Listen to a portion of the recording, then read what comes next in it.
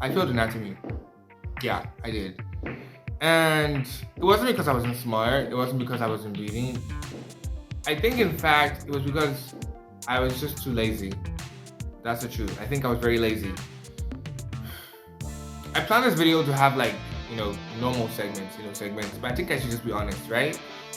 I think I failed anatomy because, well, one, I didn't really understand how embryology and histology had to do with normal body anatomy. But now I think after, passing my receipts, it was about really understanding how one led to the other and not just reading gross anatomy alone and thinking, oh, I have a comprehensive knowledge of anatomy and anatomy now being gross anatomy alone. And when they ask you questions on histology, you're like, what? What? But the point is, apart from the fact that I just didn't understand the whole thing, I was only looking towards gross anatomy because in my school, gross anatomy, previously accounted for 60% of the questions you're going to see. Now I was expecting, okay, I was going to be able to pass gross anatomy here and I would have to care about histology and embryology. But, well, on exam day, on the Viva day, I was, the best word for it is I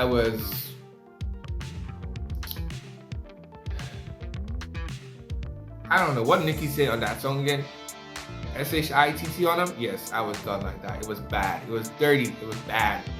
But I think that, coupled with the fact that I had this confidence that I was so smart and that there was nothing, and I mean nothing, that could literally put me down. And I'm giving this as a 2026 advice because I feel like most of us are smart, especially as medical students. It's like a field with brilliant people. To even get in, you gotta be really smart. So it's not something I'm gonna say, oh, you gotta read this or read that. Like, you're smart already. It's not something you need. It's inherently in you. You already have the skills because you even got this far. It means you got the skills. So the only thing that's really holding anyone back is ourselves.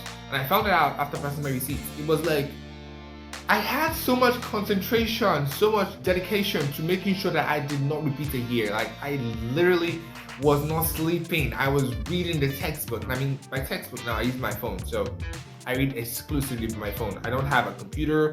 I don't have, any Keep Moore's textbooks. So I never bought them because I could never afford them. So, pirate textbook owner here. So don't even judge me. I'm just, doing the best I can with what I have.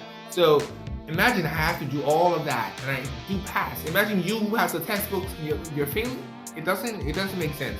But my best advice to you is that if you feel like, studying is something you don't want to do, then for a while, what I usually like to do is you take a break. Some people say, studying 25 minutes. I think that's stupid. That's really stupid. Study when you feel like studying. Studying when you want to study. If you feel like you can study the whole hour, study the whole hour. It's your productivity that's counting, not someone else. There's no one fits all rule when it comes to knowledge. Everybody grows and grows different ways. Now, I'm making this video as a guide because in 10 years time, I want to be able to look back at this video and say like, oh my God, I passed. I failed once. I resat. Me? No, because it's like so many things I don't remember from my past, my 10 years, like I was 10 years old, I'm 20. So I'm trying to remember so much. And as an advice, I'm always like, study, be present, do the work. Because at the end of the day, if you pass, if you make it, if all of these things, all this work that you put in, if it all works out, who's going to enjoy it? It's not my teacher, it's not my mom, it's not my dad, it's not anyone but me. I'm the one who's going to be called doctor. I'm the one who's going to get paid. I'm the one who wants to live the life I want to live. So if you're not studying for that, then you might as well just get off daddy's money or mommy's money and just enjoy your life. Peace out.